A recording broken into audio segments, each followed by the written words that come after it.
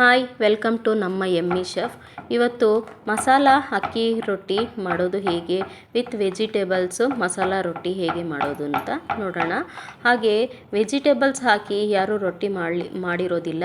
ನಾನಿಲ್ಲಿ ವೆಜಿಟೇಬಲ್ಸ್ನ ಯೂಸ್ ಮಾಡಿಕೊಂಡು ಅಕ್ಕಿ ರೊಟ್ಟಿ ಹೇಗೆ ಮಾಡೋದು ಅಂತ ತೋರಿಸ್ಕೊಡ್ತಾ ಇದ್ದೀನಿ. ಫಸ್ಟ್ ಆಫ್ ಆಲ್ ಮಕ್ಕಳು ವೆಜಿಟೇಬಲ್ಸ್ ತಿನ್ನೋದಕ್ಕೆ ಹಿಂಜರಿತಾ ಇರ್ತಾರೆ. ಹೇಗೆ ಮಾಡೋದು ಅಂತ ನೋಡೋಣ ಬನ್ನಿ. ಈಗ ನಾನು ವೆಜಿಟೇಬಲ್ಸ್ ಬಂದುಬಿಟ್ಟು ಕ್ಯಾರೆಟು, ಕುಕುಂಬರು ಹಾಗೆ ನವಿಲುಕೋಸನ್ನ ತೊಗೊಂಡಿದ್ದೀನಿ. ಇಷ್ಟನ್ನು ತೊಳೆದಿಟ್ಕೊಂಡು ಈ ಥರ ಸಿಪ್ಪೆ ಬಿಡಿಸ್ಕೊತಾ ಇದ್ದೀನಿ. ಒಂದೊಂದಾಗಿ ಎಲ್ಲ ಸಿಪ್ಪೆ ಬಿಡಿಸಿ ಇಟ್ಕೊಂಡು ನೋಡಿ, ಎಲ್ಲದಕ್ಕೂ ಸಿಪ್ಪೆ ಬಿಡಿಸಿ ಇಟ್ಕೊಂಡು ಆಮೇಲೆ ತುರ್ಕೋಬೇಕಾಗತ್ತೆ. ಈಗ ಫಸ್ಟು ನಾನು ಸೌತೆಕಾಯಿಗೆ ಸಿಪ್ಪೆ ಬಿಡಿಸಿಟ್ಕೊತಾ ಇದ್ದೀನಿ. ಎಲ್ಲನೂ ಅದೇ ಥರ ಬಿಡಿಸಿಟ್ಕೊತಾ ಇದ್ದೀನಿ. ಈಗ ಆನಿಯನ್ನ ತುರ್ಕೋತಾ ಇದ್ದೀನಿ. ಎಲ್ಲ ವೆಜಿಟೇಬಲ್ಸ್ನೂ ಅಷ್ಟೇ ರೊಟ್ಟಿ ಆದ ಕಾರಣ ನಾವು ಕೊಯ್ದುಕೊಂಡು ಹೆಚ್ಚಿಟ್ಕೊಂಡು ಹಾಕೋದಕ್ಕೆ ಆಗೋದಿಲ್ಲ. ಅದಕ್ಕಾಗಿ ಎಲ್ಲ ಈ ಥರ ತುರ್ಕೊಂಡ್ರೆ ನುಣ್ಣಗೆ ರೊಟ್ಟಿ ತಟ್ಟಕ್ಕೆ ಈಸಿ ಆಗುತ್ತೆ.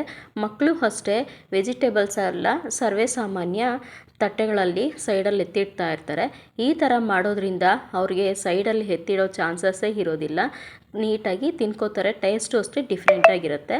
ನೋಡಿ, ನವಿಲುಕೋಸು, ಕ್ಯಾರೆಟು, ಕುಕ್ಕುಂಬರು, ಈರುಳ್ಳಿ ಎಲ್ಲ ತುರ್ಕೊಂಡಿದ್ದಾಯಿತು. ಈಗ ಒಂದು ಬೌಲ್ ತೊಗೊಂಡಿದ್ದೀನಿ. ಬೌಲಿಗೆ ಫಸ್ಟು ತುರಿದಿಟ್ಕೊಂಡಿರೋಂಥ ನವಿಲುಕೋಸು, ಕ್ಯಾರೆಟು ಹಾಗೆ ಸೌತೆಕಾಯಿ ಹಾಗೆ ಈರುಳ್ಳಿ ನೋಡಿ, ಈರುಳ್ಳಿನೂ ಅಷ್ಟೇ ತುರಿದಿಟ್ಕೊಂಡಿರೋದ್ರಿಂದ ಎಷ್ಟು ನುಣ್ಣಗಿದೆ. ಹಾಗೆ ಹಸಿರು ಮೆಣಸಿನ್ಕಾಯಿ, ಕೊತ್ತಂಬರಿನೂ ಅಷ್ಟೇ ತುಂಬ ಸಣ್ಣಗೆ ಕಟ್ ಮಾಡಿ ಇಟ್ಕೊಂಡಿದ್ದೀನಿ. ಇಷ್ಟನ್ನು ನಾನು ಸೇರಿಸ್ಕೊತಾ ಇದ್ದೀನಿ. ಹಾಗೆ ಕರಿಬೇವಿನ ಎಲೆನೂ ಅಷ್ಟೇ ನಾನು ನುಣ್ಣಿಗೆ ಕಟ್ ಮಾಡಿ ಇಟ್ಕೊಂಡಿದ್ದೆ. ಅದ್ರ ಒಟ್ಟಿಗೆ ಕರಿಬೇವಿನ ಎಲೆನೂ ಒಂದು 4 ಎಲೆ ಸೇರಿಸಿದ್ದೀನಿ. ಈಗ ಒಂದು ಬೌಲ್ ಫುಲ್ಲು ತೊಗೊಂಡಿದ್ದೀನಿ. ನೋಡಿ, ಒಂದು 4 ಜನಕ್ಕೆ ಆಗೋಷ್ಟು ಕ್ವಾಂಟಿಟಿ ಮಾಡ್ತಾಯಿದ್ದೀನಿ. ಇದು ನೋಡಿ, ಒಂದು ಬೌಲ್ ತೊಗೊಂಡಿದ್ದೀನಿ. ಒಂದು ಬೌಲಷ್ಟು ಕ್ವಾಂಟಿಟಿಗೆ ಇಷ್ಟು ಉಪ್ಪು ಬೇಕಾಗುತ್ತೆ. ನಾನು ಉಪ್ಪು ರುಚಿಗೆ ತಕ್ಕಷ್ಟು ಹಾಕ್ಕೋತಾ ಇದ್ದೀನಿ. ನಿಮ್ಮ ಅಳತೆಗೆ ನೀವು ನೋಡಿಕೊಂಡು ಆ್ಯಡ್ ಮಾಡ್ಕೊಳ್ಳಿ. ಹಾಗೆ ಈಗ ಎಲ್ಲ ತುರಿದಿಟ್ಕೊಂಡಿರೋದ್ರಿಂದ ಎಲ್ಲದರ ವೆಜಿಟೇಬಲ್ಸಲ್ಲೂ ವಾಟರ್ ಕಂಟೆಂಟ್ ಅನ್ನೋದು ಇರುತ್ತೆ. ಫಸ್ಟೇ ವಾಟರ್ನ ಆ್ಯಡ್ ಮಾಡೋಕ್ಕೆ ಹೋಗಬಾರ್ದು. ನಾವು ಆದಷ್ಟು ಕೈಯಲ್ಲೇ ಚೆನ್ನಾಗಿ ಈ ಥರ ಕಿವುಚ್ಕೋಬೇಕಾಗತ್ತೆ. ಆದಷ್ಟು ನೋಡಿ, ವಾಟರ್ ಕಂಟೆಂಟ್ ಎಲ್ಲನೂ ಹಸಿಟ್ಟಿಗೆ ಹೇಗೆ ಬಿಟ್ಕೊಳ್ಳುತ್ತೆ ಅಂತ ಈ ಥರ ಕಲಿಸೋದ್ರಿಂದ ನಮಗೆ ಎಷ್ಟು ವಾಟರ್ನ ಆ್ಯಡ್ ಮಾಡಬೇಕಾಗುತ್ತೆ ಅನ್ನೋದು ಗೊತ್ತಾಗುತ್ತೆ. ವಾಟರ್ ಎಲ್ಲ ಹಸಿಟ್ಟನ್ನ ಅಬ್ಸರ್ವ್ ಮಾಡ್ಕೊಳ್ಳುತ್ತೆ. ಹಾಗಾಗಿ ನೋಡಿ, ವೆಟ್ ಅನ್ನೋದೆಲ್ಲ ಹೋಗಿ ಇವಾಗ ನೋಡಿ ಎಷ್ಟು ಚೆನ್ನಾಗಿ ಹಿಟ್ಟು ಈಗ ಹಿಸ್ಕೋಷ್ಟೊತ್ತಿಗೆ ಉಂಡೆಗೆ ಬರ್ತಾ ಇದೆ. ಈಗ ನೋಡಿ, ಜಸ್ಟ್ ನಾನು ಚಿಮ್ಕಿಸ್ಕೋತಾ ಇದ್ದೀನಿ. ಹೆಚ್ಚಿಗೆ ನೀರೇನು ಬೇಕಾಗಿರಲಿಲ್ಲ ನನಗೆ. ಸ್ವಲ್ಪ ನೀವು ಮಾಡಬೇಕಾಗಿದ್ರೆ ನಿಮ್ಮ ಅಳತೆಗೆ ತಕ್ಕಷ್ಟು ನೋಡಿಕೊಂಡೆ ವಾಟರ್ನ ಆ್ಯಡ್ ಮಾಡ್ಕೊಳ್ಳಿ. ನಾನಿಲ್ಲಿ ನೋಡಿಕೊಂಡೇ ಹಾಕ್ಕೋತಾ ಇದ್ದೀನಿ. ಎಷ್ಟು ಬೇಕಾಗುತ್ತೆ ಅಷ್ಟು.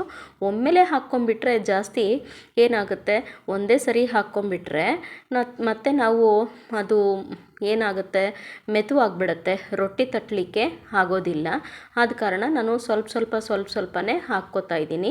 ಇಲ್ಲಿ ಚಪಾತಿ ಹಿಟ್ಟಿಗಿಂತ ಇನ್ನೂ ಸ್ವಲ್ಪ ಮೆತ್ತಗಿರಬೇಕಾಗತ್ತೆ.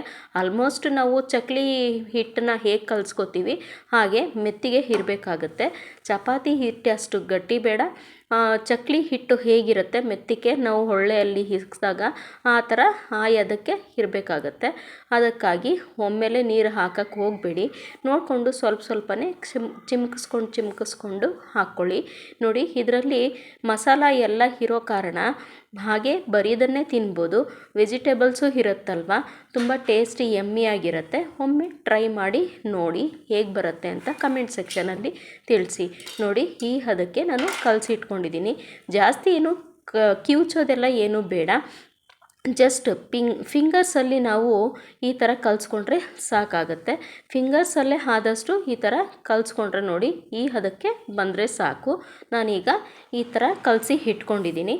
ಈಗ ರೊಟ್ಟಿ ತಟ್ಟಲಿಕ್ಕೋಸ್ಕರ ಇನ್ನೊಂದು ಕಡೆ ಪೇಪರ್ನ ರೆಡಿ ಮಾಡಿ ಇಟ್ಕೊಂಡಿದ್ದೀನಿ. ರೊಟ್ಟಿ ತಟ್ಟಲಿಕ್ಕಂತಲೇ ಪೇಪರ್ ಸಿಗುತ್ತಲ್ವ, ಅದೇ ಪೇಪರ್ನ ನಾನು ಯೂಸ್ ಮಾಡ್ತಾಯಿದ್ದೀನಿ. ಈಗ ಅದಕ್ಕೆ ಒಂದು 2 ಡ್ರಾಪಷ್ಟು ಎಣ್ಣೆ ಸವರ್ಕೋತಾ ಇದ್ದೀನಿ. ಯಾಕೆ ಅಂದರೆ ಅಕ್ಕಿ ಹಸಿಟ್ಟು ಮೆತ್ಕೋಬಾರ್ದಲ್ವ, ಆದ ಕಾರಣ. ನೋಡಿ, ಈ ಥರ ತೆಳ್ಳಗೆ ನಿಮ್ಮ ಸೈಜಿಗೆ ತಕ್ಕಷ್ಟು ನೀವು ತಟ್ಕೊಳ್ಳಿ. ನಾನಿಲ್ಲಿ ಒಂದು ಅಷ್ಟು ದೊಡ್ಡದು ಇಲ್ಲ, ಅಷ್ಟು ತೀರಾ ಚಿಕ್ಕದು ಇಲ್ಲ, ಮೀಡಿಯಮ್ ಆಗಿ ನಮ್ಮ ಮನೆಯಲ್ಲಿ ಈ ಥರ ಇಷ್ಟು ರೌಂಡ್ ಇದ್ದರೆ ಸಾಕು, ಇಷ್ಟು ದೊಡ್ಡದಾಗಿದ್ದರೆ ಸಾಕು. ಅದಕ್ಕಾಗಿ ನೋಡಿ ಈ ಥರ ಹಾಕಿದ್ಮೇಲೆ ನೋಡಿ ಎಷ್ಟು ಪರ್ಫೆಕ್ಟಾಗಿ ಬಂದಿದೆ ಅಂತ. ನೋಡಿ ಒಂದು ಬದಿ ಸುಟ್ಟಾಯಿತು. ಈ ಥರ ಇನ್ನೊಂದು ಬದಿನೂ ಸುಟ್ಕೋತಾ ಇದ್ದೀನಿ. ಮೇಲೆ ಸ್ವಲ್ಪ ಲೈಟಾಗಿ ಎಣ್ಣೆ ಸವರಿದ್ದೀನಿ. ನಾನು ಹೆಚ್ಚಿಗೆ ಏನು ಎಣ್ಣೆ ಹಾಕಿಲ್ಲ, ಲೈಟಾಗಿ ಸವರಿದ್ದೀನಿ ಅಷ್ಟೇ. ನೋಡಿ ಎಷ್ಟು ಕೆಂಪು ಬಣ್ಣಕ್ಕೆ ಈ ಥರ ಸುಟ್ಟಿದೆ ಅಂತ. ತುಂಬ ಚೆನ್ನಾಗಿ ಸುಟ್ಟಿದೆ, ಗರ್ಗರಿಯಾಗೂ ಇರುತ್ತೆ. ಮಕ್ಕಳು ಅಷ್ಟೇ ತುಂಬ ಇಷ್ಟಪಟ್ಟು ತಿನ್ಕೋತಾರೆ. ಅರಿಬಿರಿಯಲ್ಲಿ ಸ್ಕೂಲಿರೋ ಟೈಮಲ್ಲಿ ಮಾಡಿಕೊಟ್ರೆ ತಿನ್ನೋಕ್ಕೆ ಇಷ್ಟಪಡೋಲ್ಲ. ರಜೆ ಇದ್ದಾಗ ಒಮ್ಮೆ ಟ್ರೈ ಮಾಡಿ ನೋಡಿ ಹೇಗೆ ಬರುತ್ತೆ ಅಂತ ಹೇಳಿ. ನೋಡಿ ಇದೇ ಥರ ಉಳಿದಿರೋ ಅಂಥ ರೊಟ್ಟಿಗಳನ್ನೆಲ್ಲ ಇದೇ ಥರ ನಾನು ಸುಟ್ಕೋತಾ ಇದ್ದೀನಿ. ಹಾಗೆ ಕಾಯಿ ಚಟ್ನಿ ಜೊತೆಯಲ್ಲಿ ನಾನು ಸರ್ವ್ ಮಾಡ್ಕೋತಾ ಇದ್ದೀನಿ.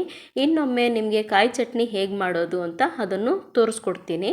ಹಾಗೆ ಇಲ್ಲಿ ನೋಡಿ ಉಳಿದಿರೋ ರೊಟ್ಟಿನ ಎಲ್ಲನೂ ನಾನು ಹೀಗೆ ಮಾಡ್ಕೋತಾ ಇರೋದು. ಹಾಗೆ ಈಗ ಸರ್ವ್ ಮಾಡ್ತಾಯಿದ್ದೀನಿ. ಈಗ ನೋಡಿ ಕಾಯಿ ಚಟ್ನಿ ಜೊತೆಯಲ್ಲಿ ಸರ್ವ್ ಮಾಡ್ತಾಯಿದ್ದೀನಿ. ನಿಮಗೆ ಇಷ್ಟ ಆಗಿದೆ ಅಂತ ತಿಳ್ಕೊಂಡಿದ್ದೀನಿ. ಇಷ್ಟ ಆಗಿದ್ದಲ್ಲಿ ನಮ್ಮ ಎಮ್ಮಿ ಶೆಫ್ ಚಾನಲ್ನ ಸಬ್ಸ್ಕ್ರೈಬ್ ಮಾಡ್ಕೊಳ್ಳಿ, ಲೈಕ್ ಮಾಡಿ, ಶೇರ್ ಮಾಡಿ, ಬೆಲ್ ಐಕಾನ್ನ ಕ್ಲಿಕ್ ಮಾಡಿ. ಹಾಗೆ ಕಮೆಂಟ್ ಮಾಡೋದನ್ನು ಮಾತ್ರ ಮರೆಯಬೇಡಿ. ನೋಡಿ ಈಗ ಈ ಥರ ಸುಟ್ಕೊಂಡಿರೋ ಅಂಥ ರೊಟ್ಟಿಗೆ ಹಾಗೆ ಆದರೂ ತಿನ್ಕೋಬೋದು, ಇಲ್ಲ ನಾವು ಉಪ್ಪಿನಕಾಯಿ ಹಾಕ್ಕೋತೀವಿ ಅಂದರೂ ಅದಾದರೂ ಸರಿ, ಇಲ್ಲ ಚಟ್ನಿ ಪೌಡರ್ ಹಾಕ್ಕೋತೀವಿ ಅಂದರೆ ಅದಾದರೂ ಸರಿ. ನಾನಿಲ್ಲಿ ಕಾಯಿ ಚಟ್ನಿ ಮಾಡಿರೋದ್ರಿಂದ ಕಾಯಿ ಚಟ್ನಿನೇ ಸರ್ವ್ ಮಾಡ್ಕೋತಾ ಇದ್ದೀನಿ. ಹಾಗೆ ಮಾಡಿಸಿದ್ದ ಕಾಂಬಿನೇಷನ್ ಕೂಡ ಕಾಯಿ ಚಟ್ನಿ ಮತ್ತು ಅಕ್ಕಿ ರೊಟ್ಟಿ ಮಾಡಿಸಿರೋ ಕಾಂಬಿನೇಷನ್ನು ಇದು ಸ್ವಲ್ಪ ಡಿಫ್ರೆಂಟ್ ಆಗಿರುತ್ತೆ. ಯಾಕೆಂದರೆ ನಾನಿಲ್ಲಿ ವೆಜಿಟೇಬಲ್ಸ್ ಎಲ್ಲ ಹಾಕಿರೋದ್ರಿಂದ ರುಚಿ ಅಂತೂ ಹೇಳೋದೇ ಬೇಡ, ಅಮೋಘವಾಗಿತ್ತು. ಬಟ್ ನೀವು ಒಂದು ಸರಿ ಟ್ರೈ ಮಾಡಿಬಿಟ್ಟು ಕಮೆಂಟ್ ಸೆಕ್ಷನಲ್ಲಿ ಹೇಗೆ ಬಂತು ಅಂತ ತಿಳಿಸಿ. ನೋಡಿ ಇಲ್ಲಿ ತನಕ ವಾಚ್ ಮಾಡಿರೋದಕ್ಕೆ ಥ್ಯಾಂಕ್ ಯು ಸೋ ಮಚ್.